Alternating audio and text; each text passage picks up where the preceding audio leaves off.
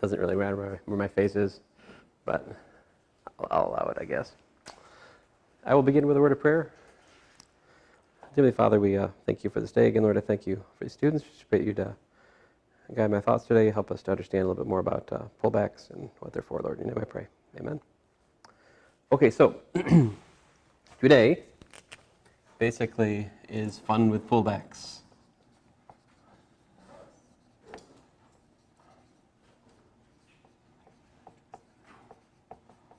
So I guess first order of business, and this will inadvertently help us get better with push forwards, as the pullback is in fact defined in terms of the push forward.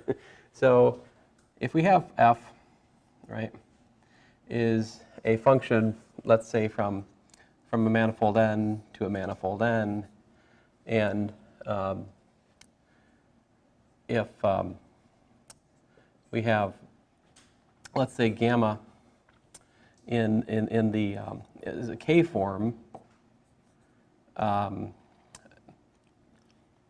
k form over n, which in particular, so gamma of f of, what I mean by that is gamma of f sub p is actually an element of the k forms built over, in particular, the tangent space at f of p of n, but it gets really old writing this, so we tend to just say that. All right, but of course that's where they would actually be pointwise, a form on n, and let's say that v1, v2, vk are in the tangent space 2p at m. Then we define f pullback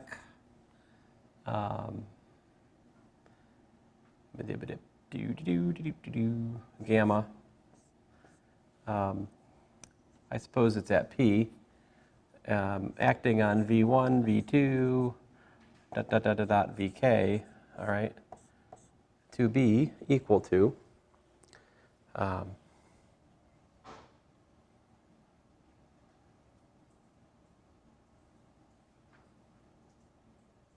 gamma of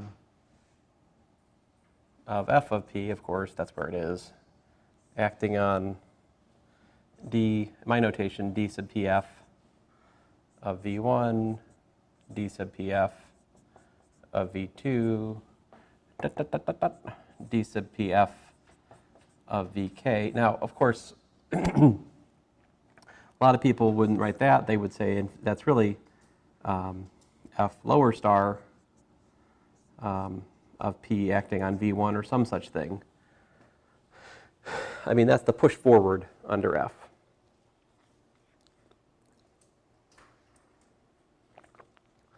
This fits with the general construction of pullback that's given in the start of chapter 4 in McNerney.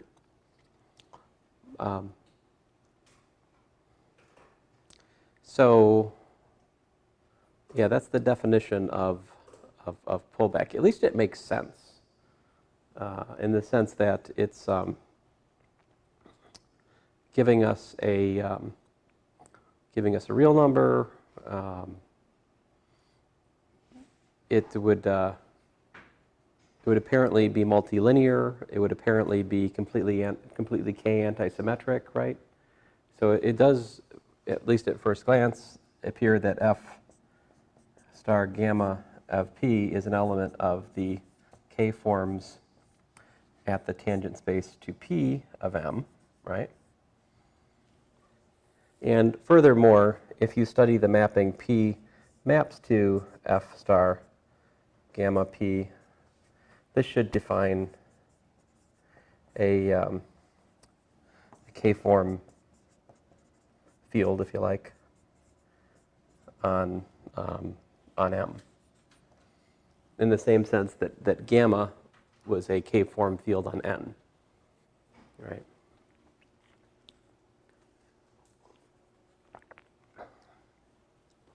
Let's look at an example.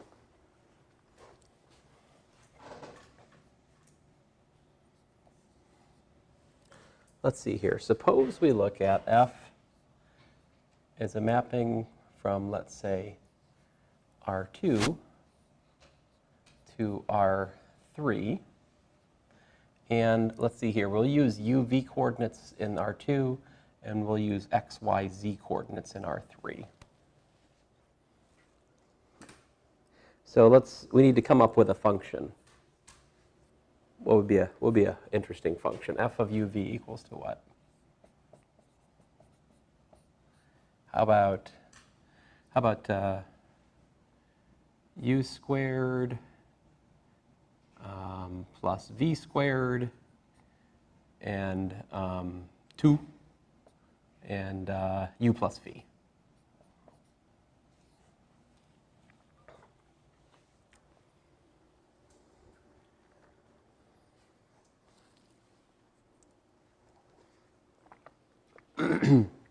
So if we calculate the push forward under F of different, we can try what's dF at some point, P. We could try to push forward partial U, right? At that point P, whatever that is. How is that defined?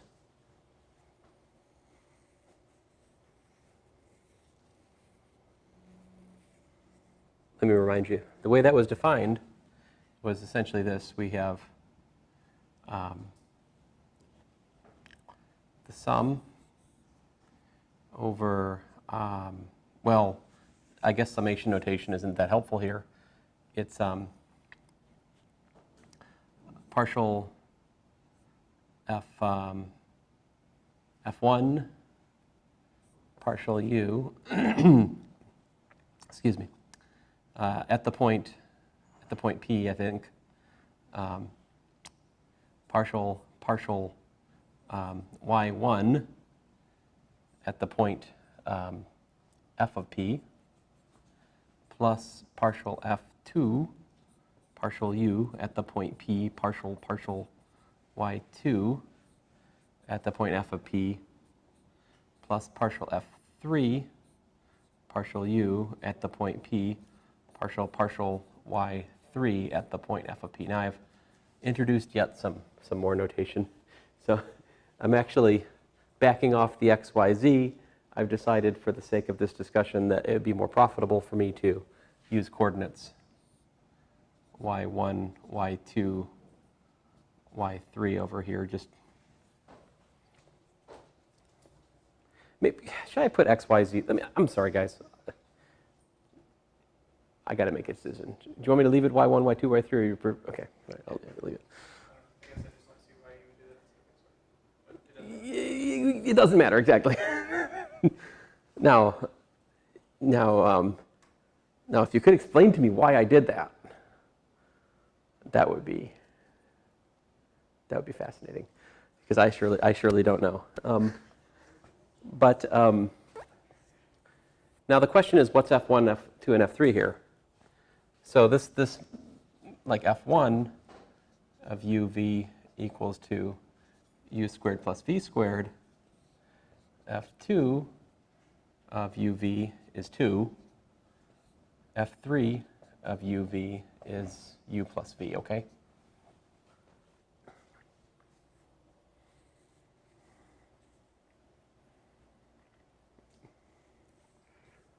So what are these? These are, if you'll let me just leave P as, let me leave P equals to U comma V, if you don't mind. All right? That just, so I don't invent yet another symbol for the moment. But what's partial F1, partial U? It's actually, so we got 2U, right? Partial Y1.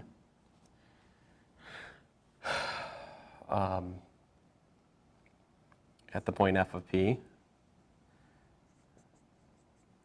plus what? Plus, that's 0. And over here we got what?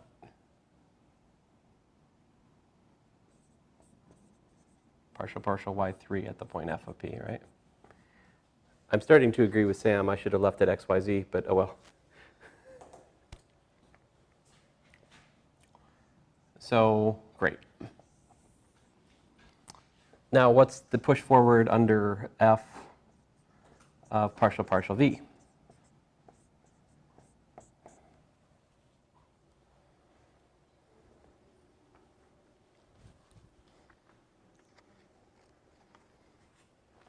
It's what? So 2v, yeah, partial y1 f of p plus this again, right?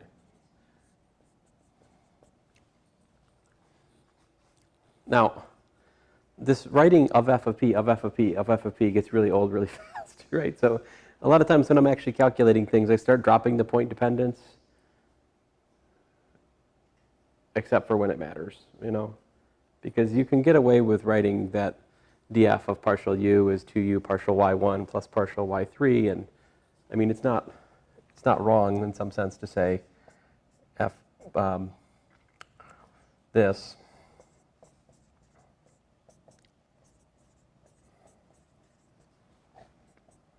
In fact, that's actually probably a meaningful thing to write because it says the push forward of the vector field partial u is that. And likewise, the push forward of partial v is this. Now, McNerney doesn't tend to do these calculations like I just did. What he does every time in the book, I noticed, is he'll just write down the Jacobian matrix, then he multiplies, and that's how he calculates the push forward, which is fine. I mean, that's just another notation for what I'm doing. Now, see, now that I figured out what the basic vectors, the basis to the tangent space and the domain push to, then I can construct what anything else pushes to, right? So, like, if we look at the push forward of, say, you know, a times partial u plus b times partial v, you see what's going to happen. What happens with that? So it's linear, so you just take this and multiply by a and b and f. Right, so we get like 2au plus 2bv partial y1 plus, you know, a plus b partial y3, all right?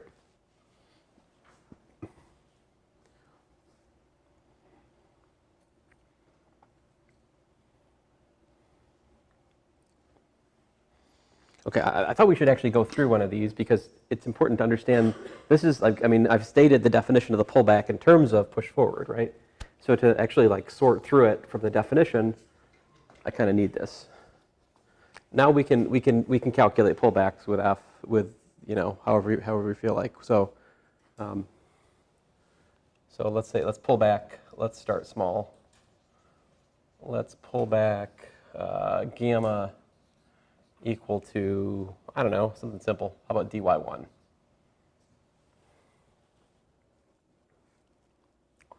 So what would that be? Gamma pullback dy. That should be a 1 form, right? So I need to figure out what happens to that on, well, let me just write generically what that should look like, right? What should this look like? This should look like, we can build it as what? It should be like some constant, C1, right? Times what? Times du plus some other constant, C2 times dv. Right, because it pulls back to a 1 form. But you go back to what we did the other class, we know how to find those coefficients in terms of their action on the dual basis, the basis dual to these differential forms. In other words, I'm saying is C1 has to be nothing more than you know, this differential form, which has got a funny name, gamma pullback dy, acting on what? Well, acting on partial u, right? And C2 has to be pullback d1 acting on partial v, right? That's, I'm going back to this generic theorem we had, which was if I have alpha equals to, say, alpha 1 dx1 plus alpha 2 dx2, then alpha 1 is alpha of partial x1, and alpha 2 is alpha of partial x2. Now, that's because the dx and the partial alpha, these are dual basis. So Yeah. Would that be F star dy1 or F star gamma? Or is it Oh, stink. Thank you. Yes, I meant all my gammas are Fs. I'm an idiot, but thank you. Okay, so calculate. What is C1 then? C1 F pullback dy1 partial u is by definition what? It is, we said this should be dy1, right? Acting on what? The push forward of partial u.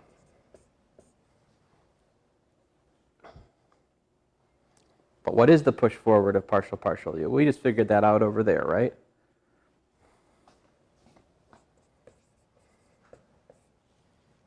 It's 2u partial y1 plus partial y3.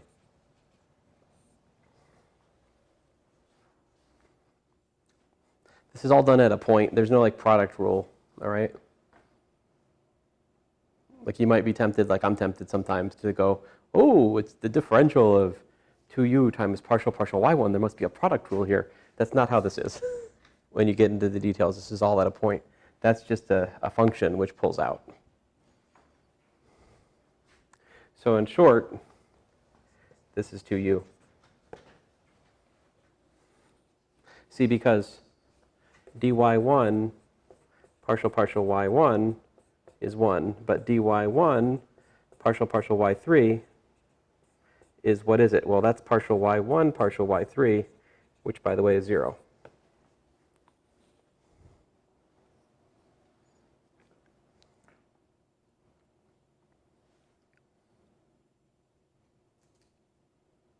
So what's C2 then? We know C1, C2, then we can put together the pullback, right? Likewise, C2 is what?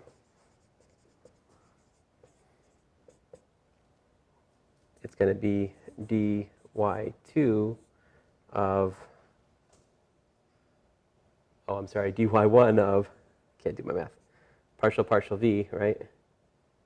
Of the push forward of partial v, which is just going back to over here, only this one picks up, that one is 0, so we get a 2v.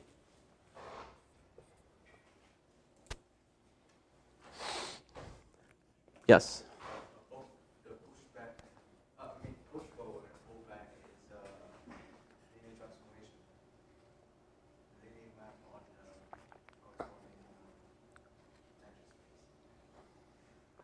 space. Push forward and pull back are both linear, yes. At a point, for sure.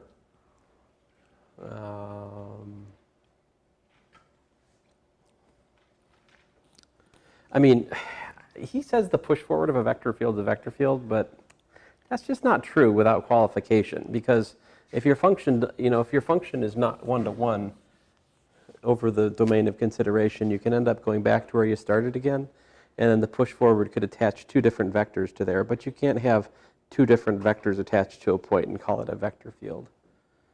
Pullback, on the other hand, doesn't have this problem. The pullback of a vector, the pullback of a form is a form, even if you're. Well, anyway, moving along here. So what do we calculate then? In total, we have f pullback dy1 equals to what? 2u du, right? Plus 2v dv, looks like.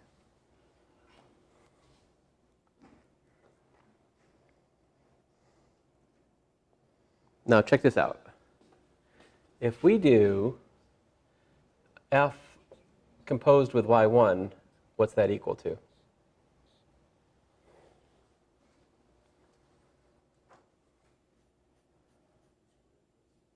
Right, it's the function u squared plus v squared, if you'll allow us that notation. F1.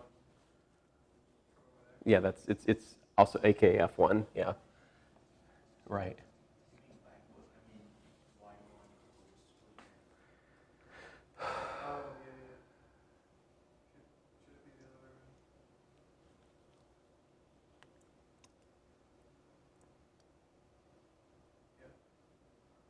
Yeah, I'm sorry. You're right, yeah. Thank you, guys.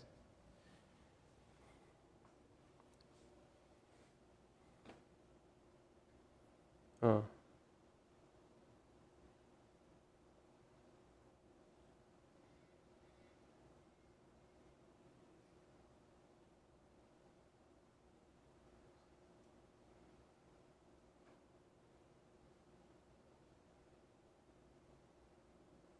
Well,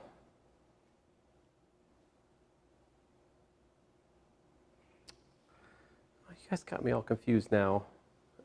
Dang it. Unless you're talking about a different function. Well, I'm just trying to think about this a different way. I mean, this, of course, is what? This is really the d of u squared plus v squared, right?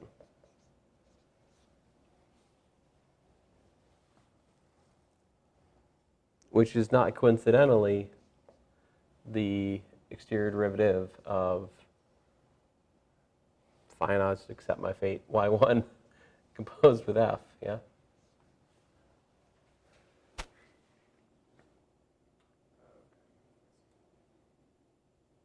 Oh, I'm sorry, now I remember. That is by definition the pullback of the y1 function.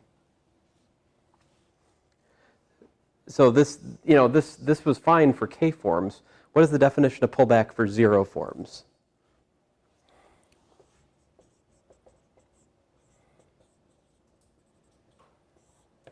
So if we have f pullback, let's say g, it's equal to what? It's equal to g composed with f. I mean, this would make sense for, we're saying f is a mapping from, say, m to n, and g is a mapping from n to, let's say, the reals. So if you look at that, what's g composed with f?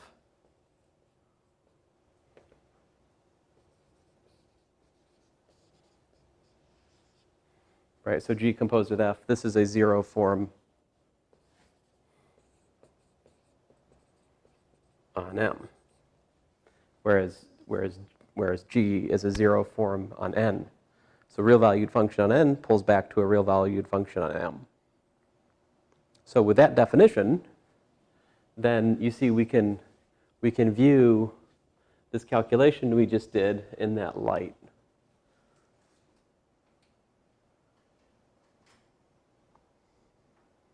So, in fact, that's not an accident. This is generally true. If I calculate the pullback of dy2, the easier way to do it is say, well, that's really the differential of f pullback y2, which is really just saying you substitute in for y2 its formulas in terms of the domain, which is what? 2.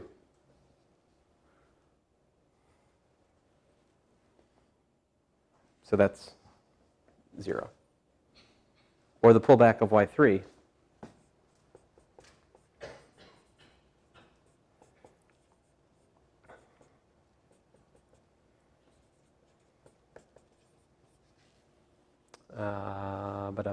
What was y3? Oh, u plus v. So y3 pulls back to du plus dv. But there's more. Property of the pullback.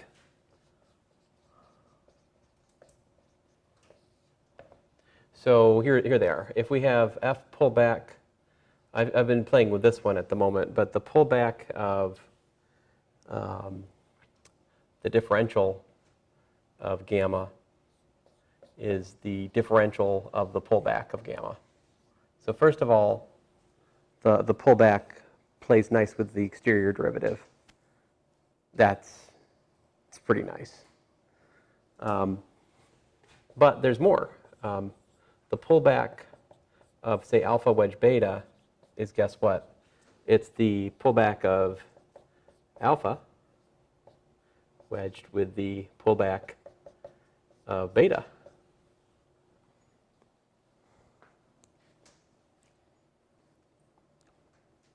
And I think there's one more I'm forgetting about. What's the other property of the pullback? So if you start looking at this, this means if you figure out the pullback of your basic one forms with respect to a function, then you can easily build the pullbacks of everything else from just wedging. Right? So this is proposition 4.4.16 in McNerney. His number one is what you wanted, Kang, which is that the pullback's linear. So you can pull out scalars. And number two is my number two, and number three is my number one. So, but yeah, so I mean my numbers aren't the same, but here, let's actually use the property to calculate something here. What if we wanted to find the pullback of, it's okay I think it's okay if I erase this stuff now, right? Yeah. Ooh, ow. I shouldn't have erased the function. So if we, for example, if we calculated the pullback of, dy1 wedge dy3, so that would, by the properties of pullback, be pullback of dy1 wedge the pullback of dy3. All right? So dy1 we actually calculated carefully from the definition, and we got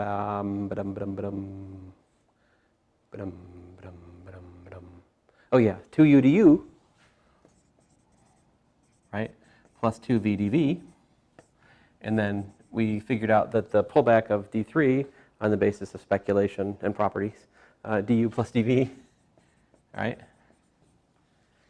And so that gives us, well, we get what? We get 2u du wedge dv plus 2v dv wedge du. I see u and v as an unfortunate choice of letters, but oh well. 2 times u minus v du wedge dv. So there you go. That's the pullback of d1 wedge dy3. And of course, if there's a dy2 in the mix, that pulls back to 0, right? And any form on R3 which contains a dy2 and its expansion. Of course, you can also take sums of two forms, right? Like if I had, this would also be the pullback of, for example, dy1 wedge dy3 plus, g of y1, y2, y3, dy2 wedge dy1. See, that second piece is going to die because it'll pull back. So I guess the more interesting question is, what if I had f pull back, say y1, y2 plus y3 squared, right, times dy1 wedge dy3. How's that work? So the way that works is it's the pullback of the component, the y1, y2 plus y3 squared. The question is, how do you pull back that function? And then the second piece, right, this piece here, it's the same as I just did up there. That still pulls back to 2 times u minus v du wedge dv. The question is, what happens with this now? And I could write a wedge here, but it's kind of silly because we're talking about the wedge of a function. So we don't usually write that wedge. The one place we don't write wedges is with 0 forms and k forms. Between 0 and k forms, we drop the wedge. It's just scalar multiplication. But this, what that means is plug in, that means compose the y1, y2, y3 functions with your f function. So that composition gives me what? Well, y1 was u squared plus v squared, right? My y2 is 2. My y3 is u plus v squared. So that, folks, would be times 2 u minus v du wedge dv. That would be the pullback of this thing to the domain.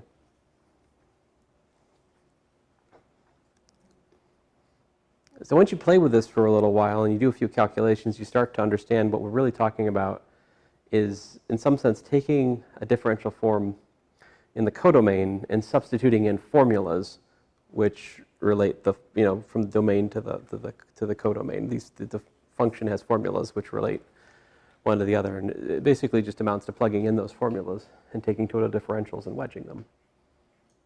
But formally, this is a wonderful definition, right? It's just when you actually work out the details, it really just amounts to substitution. Okay? Yeah. As far as I can see, is the push forward is like a Poincare derivative, and pullback is like a Poincare antiderivative. Pullback is a Fauché antiderivative. I don't think it's that. I think it's It goes back from. it's. I would prefer to say that the push forward is in some sense a way of changing. It's a little bit more general than this, but here's like a good analogy. It has to do with changing vector fields from one coordinate system to another, whereas the pullback has to do with changing differentials from one coordinate system to another. So what would be in R? It just R. In what? I mean, just R, like both N and N is R. Oh, then it's not especially exciting. I mean, because then we just, maybe R2. Yeah?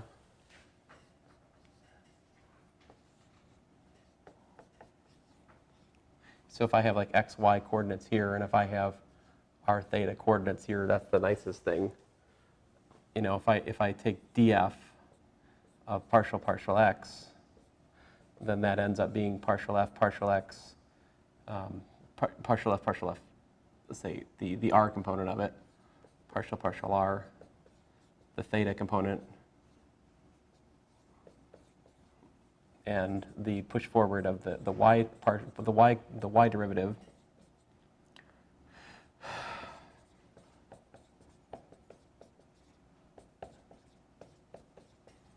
Dropping the point dependence, that's push forward, and then pull back. If I pull back d theta, for example,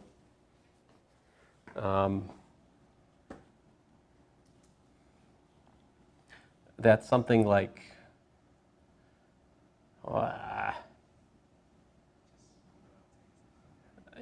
that's something like if I call this thing alpha, that helps me. So then, alpha is equal to alpha of partial x dx plus alpha of partial y dy, because any differential form in R2 in the domain is built from dx's and dy's. But, what that amounts to, of course, is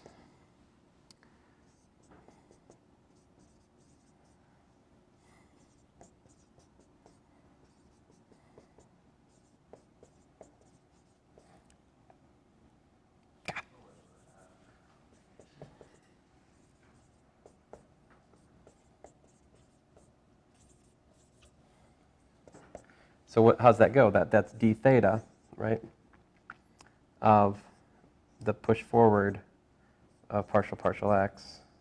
Sorry, push forward.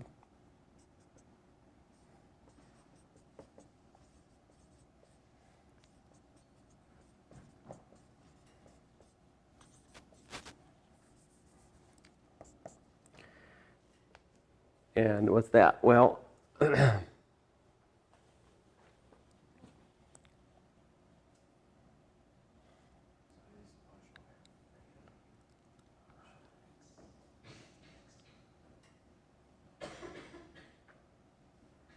yeah. Oh, okay, you're right. So when let's see here, I need to do some color coding. So when this, which is that, hits this guy right here, that piece is 0 because partial r is dual in the trivial sense to d theta. But d theta, when it hits this partial theta, gives me 1. So that's, like you just said, partial f theta, partial x dx. And then partial, this likewise works out to partial f theta, partial y dy, which you might recognize as really just being d of the theta function in our usual notation. In some sense, I kind of feel like it's not about inverse, right? No. Well, it is about moving things from n.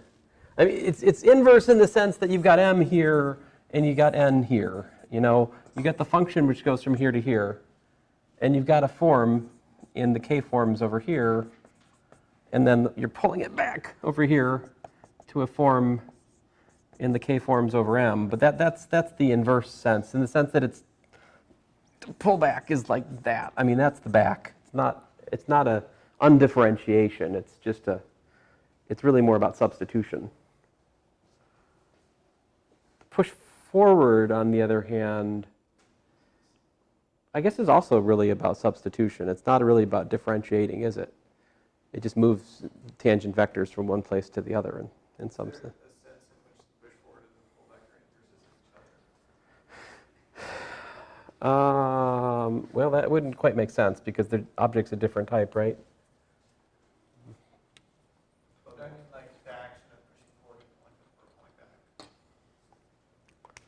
But I don't know. I don't know how to answer that directly. Oh no. Tell me I didn't do that.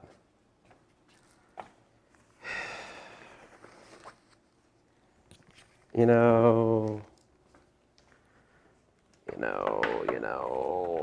my battery is sad.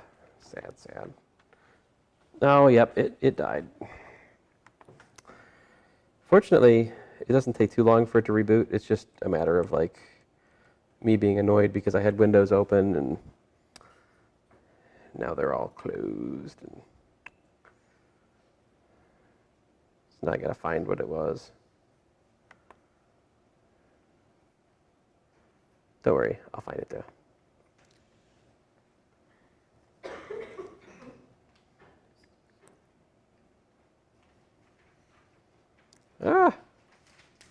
Come on.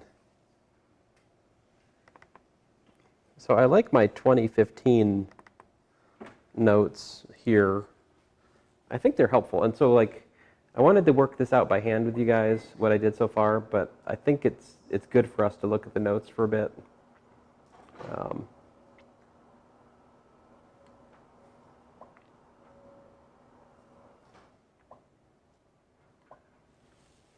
Come on. You can do it.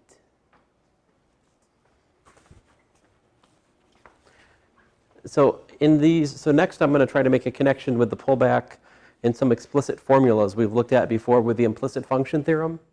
This is part of an incomplete thought. The conclusion of this thought is that, oops. There we go.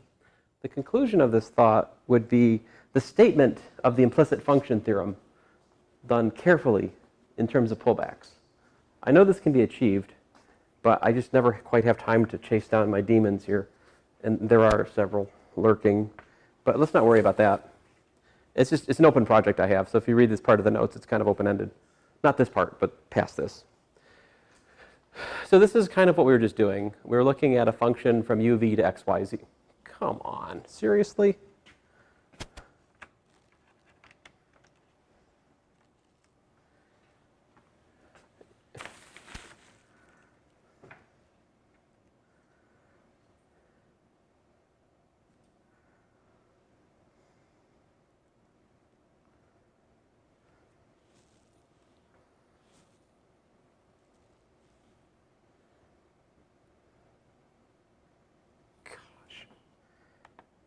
Wow.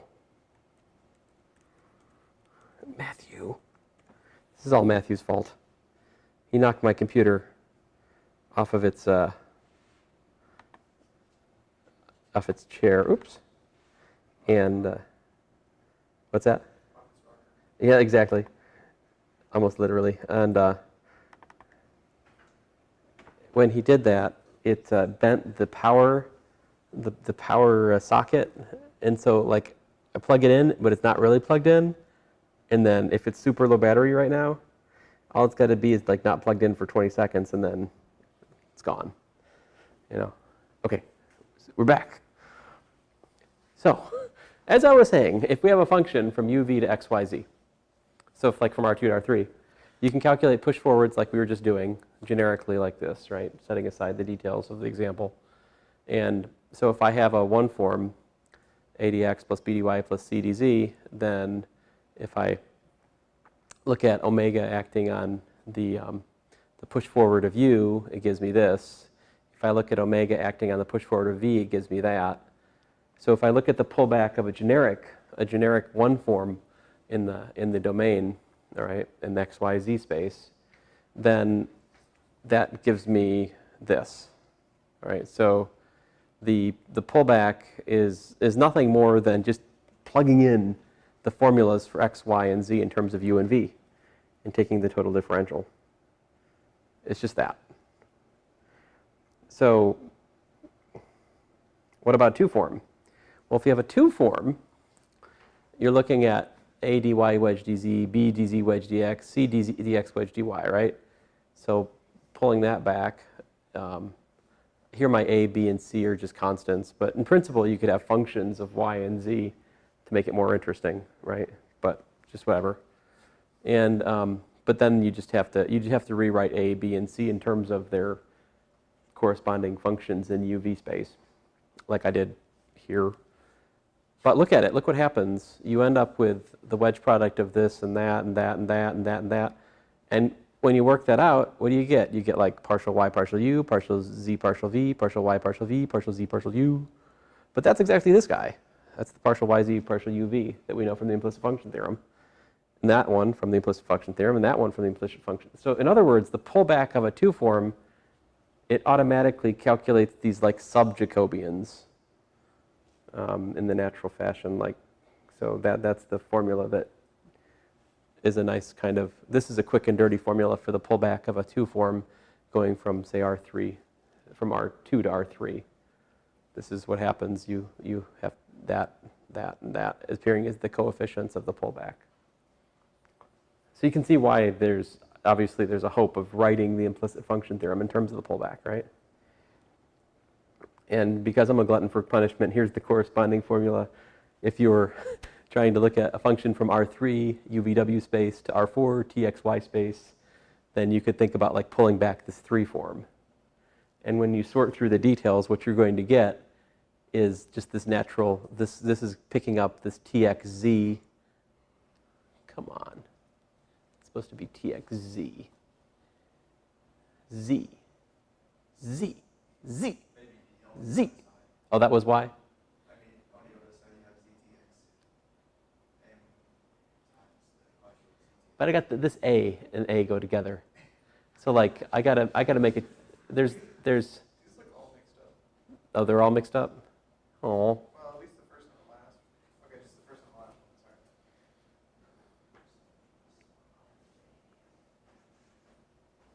Sorry. Okay. I'll recover. Rebooting. The middle two are good. Oh, so this Y and this Z need to change places. Or something like that. But yeah, this one and that one are not quite right. Yes. All right, I should fix these. So sorry. Anyway, you see the pattern here. Okay.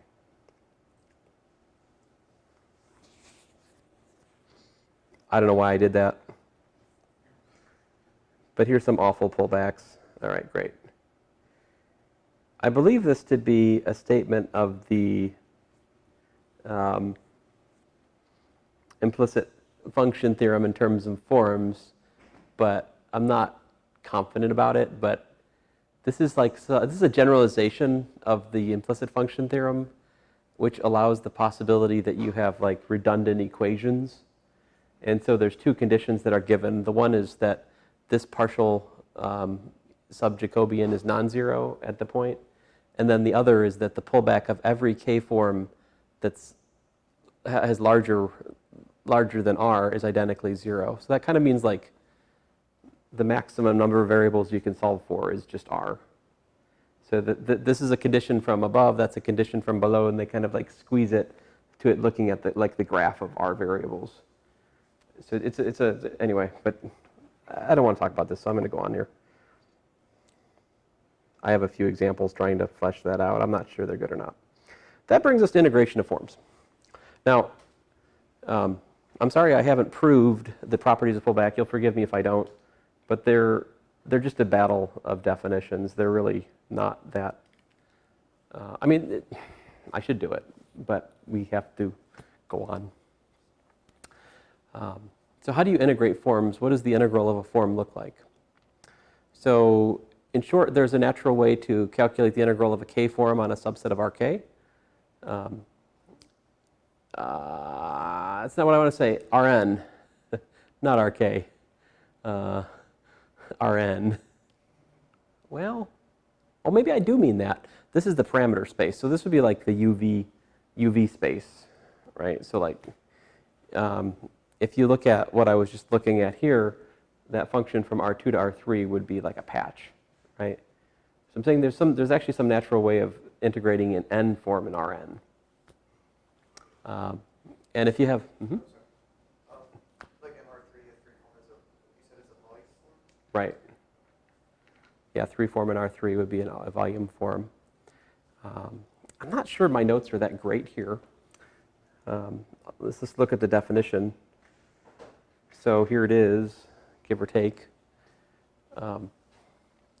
If D is a subset of U, I define the integral. So alpha is this. See this here's alpha. dx1 wedge dx2 wedge dxk. So this is basically a function times the wedge product of the k coordinates on your space. Then, and I'm thinking about it being a subset of Rk to keep it simple. So basically this says to integrate this form over, the domain D is a subset of U. What you do is you just drop the wedges. So, and here I mean the usual iterated integral of k variables in Rk. So typically we would write this as that, right? So it's not a special. Not the same x across all. Not the same. Well, these are notation to indicate an iterated integral. Right. They're not differentials in the sense of being elements of the cotangent space any longer. Right. Yeah, I guess, yeah, I'm just wondering about the dkx. Oh, that's just a shorthand for this. Yeah. So like d3x would be dx dy dz from Calc 3. Oh, because you can't write dxk because then that would just be referring to one. Yeah, that's also true. Yeah, true. So a one form, it just amounts to, if you for a line, that would be r. Or two form, amounts to just an area integral. A 3 form amounts to just a volume integral. These are familiar cases. And the thing is, now here's some fine print. To do this carefully, we need to define an oriented submanifold, and I'm going to be just as careful as McNerney is, which is not careful at all. All right, so in a larger discussion of this, you have to define a manifold with boundary. Manifold with boundary has charts which have like half spaces, so they have an edge, and that edge corresponds to the boundary of the manifold, and there's things you can do to define how things are oriented with respect to the edge of these sets and so forth. Again, there's not time in here for that, unfortunately, and it's all my fault. But in any event, you can talk about oriented manifolds, and in a nutshell, what that really just means is that there's a non-vanishing, if it's a k-dimensional space, it's an oriented k-dimensional space. If you can find a k form which is defined over your space and is non-zero everywhere. So that would correspond to, in R3, an oriented surface is such that what? There's a normal vector field. So that normal vector field corresponds to there being a 2 form over the surface, which is non-vanishing over the whole thing. That would be an oriented surface. In the same way, you can't do vector fields. That's not enough because we only have that codimensionality in 3 dimensions. So like for a k-dimensional surface, we want a non-vanishing k form over your surface to be defined. Then what you do is you can use that to define the integration by a pullback, as we'll see just a second here. So I'm being a little bit vague here. My apologies about that. But so I actually go to the trouble of proving some coordinate. Like this is stated in terms of a parameter, in terms of a coordinate system. I show what happens if you look at a different coordinate system on your manifold, how things change. It's long story short, what ends up happening is when you sort through the definition I just gave, you change coordinates, it actually still makes sense because at the end of it, you got the change of variables theorem. And that accounts for it being the same thing. Like if I look at with the x coordinate system versus if I look at with the y coordinate system, in the y coordinate system I get this, in the x coordinate system I get this, but these are the same things because of the change of variables theorem. So like if y and x are different coordinate systems for rk, that's the same integral. That's the multivariate change of variables theorem. But to be careful, you see we got to get into those details, and that's just not, I would have to spend a whole third of this course to do it carefully, honestly. But it can be done. And once it's done, here's an example. If I have alpha is dx plus 3x squared dy plus y dz, and I have the curve that goes from R to R3 defined by this, then we get, if I have, this is my, my path. In other words, these are my, what's the word anyway? See, what I'm really doing is a pullback, you see, because I'm taking the dx, dy, and dz, which live in R3 along the curve, and then the path is a mapping from R to the curve, right? What am I doing? I'm plugging in the formulas for x, y, and z in terms of t into the differentials. That's pulling back the one form on the curve back to the real line. So we can really view the usual definition of the line integral as a pullback of a form, one form. Not sure I've said enough to really make that settle in, but the pullback of alpha with respect to the curve. So this x is playing the role f did in my example before I got this out. And anyway, so along the curve C, this alpha just becomes 3 plus 2t squared dt. And you kind of know the story. To integrate a vector field along a path, what do? We shove the parameterization in. We integrate over the over the appropriate range of t, and that gives us the integral. I'm not sure this is the greatest thing to look at the moment. See if I can find a better example. Here's one, sort of. So here's a 2 form. Y squared dt wedge dx plus z dx wedge dy plus x plus y plus z plus t dz wedge dt wedge dz. Wow. So I've picked a 2 form on a surface in R4. All right. This surface in R4 is parameterized by 1 u squared v squared 3u and v. Okay. So what's that mean? That means that t is 1, x is that, y is that, z is that, right? So if I want to pull back this form to UV space, what do? I plug in the formulas for t, x, y, and z into the form beta. That's the pullback. See, this is, and you notice I'm even suppressing the notation pullback, right? That's the thing. After a while, once you get used to this, you use beta both for the symbol and for the pullback of beta if you're being careless. not the sort of thing you do when writing notes to try to explain it to undergraduates for the first time or anything like that, of course, but yes. But now, the thing is, I'm looking at it in terms of, I'm thinking of it as like restricting beta to S, which is why, you know, I'm not talking about pullbacks. But this, of course, could be looked at in terms of pulling things back. Yes? I guess I'm just kind of wondering, just the definition of this. The definition of pullbacks, you define it as like the pullback of gamma under F is like gamma of, and then you find TPF to each of the vectors. But it just seems like if you're plugging in the F, then wouldn't that be just do gamma of F vectors? So where does the TPF? So we've got, what's my symbol here? X. I use X for parameterization. So I've got, over here I've got UV space, right? Then I've got this X map. And over here I've got some kind of wild, wacky R4, right? Inside this R4, there's some two-dimensional surface S. On that two-dimensional surface, there lives a two-form beta. All right? So what I'm trying to say is that those formulas are really what amounts to calculating X pullback beta. Right. Yeah.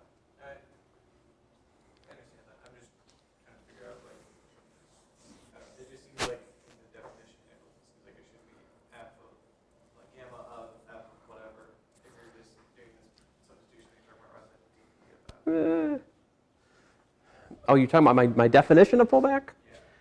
No, it really is what it, I mean, it is as stated. It's just when we work out the details, it ends up meaning the same thing as substitution at the level of the differentials. But it is surprising. It was surprising to me when I was, like, because I worked, you know, I had tons of coursework in abstract manifold theory where I don't think it really dawned on me it was just this. Because I always worked with the push forward, and it never really sunk in to me that it was just that at the level of the formulas. So in McNerney, his definition is, he's got something like, he talks about, you've got a, this is a subset of, let's say, RK, and that maps to, you know, S, a subset of Rn. And he says that we integrate a form over S as, how do you do it? You do the integral of the pullback of the form over U. I mean, that's the definition of McNerney, and that's what I'm not getting to very fast in my notes, because my notes I wrote in a time when I was less sophisticated and I just wrote down formulas, all right? But this definition is in McNerney, which basically says if you want to integrate the K form over the surface, you just pull it back under the patch of the surface, and then this then is defined to just be the, well, then you drop the wedges and it just becomes an ordinary integral in RK. So here's some honest, I mean, all we mostly need for the discussions in here is how to integrate one forms, two forms, and three forms, pretty much. So to integrate a one form along a curve, you just find a path on the curve. You take your one form, you evaluate it at the path, you multiply by the derivative, the velocity vector of the path, and integrate over dt like that. But that's exactly the pullback of alpha along the path, is what that is. And that doesn't, I mean, that also corresponds in the natural way, like the integral of the one form of the work form of a vector field is exactly the line integral of the vector field along a curve in R3, or in n dimensions. And if you study this definition, in my definition doesn't at first glance appear as the same as, this is McNerney's definition written in a clumsier way, all right? Because I like formulas, and it makes me happy to write down formulas, but in fact this is just like a, this is a formula for the pullback